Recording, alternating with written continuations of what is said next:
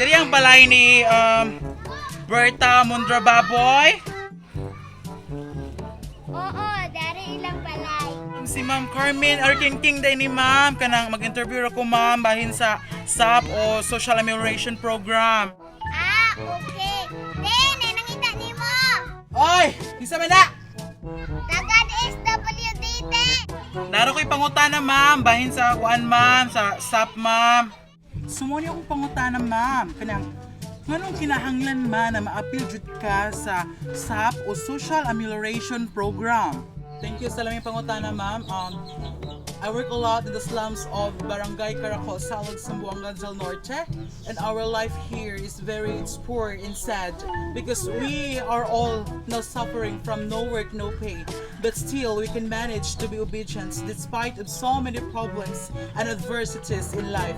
And I've always taught myself to look for the beauty in it, to look for the beauty in the faces of the children, and to be grateful. And I would bring this aspect as a beneficiary to see situations with a silver lining and to assess as totally qualified, where I could buy something like rice, noodles, canned goods, safeguards for my napkin, for the milk of my baby, alcohol, and for the condom of my husband and others. And if I would be included, I would have an amazing life despite of the enhanced community quarantine that is timely extended until May 15, 2020, wherein negativity and pandemic crisis could not grow and foster.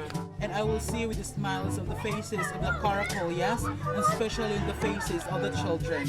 I will use my voice to influence the youth that to help hand in hand about certain causes like COVID-19 awareness that is timely and relevant to my country, which is the Philippines. I want to show the world, the universe rather, that I am confidently beautiful and obedient with a heart. Thank you, ma'am. A few inches later. Dayon, ma'am, karga ko, ma'am. Kanang manawag ako, ma'am, ha? Kanang sige ko ilog, ma'am. Manawag ako, ma'am. Bye.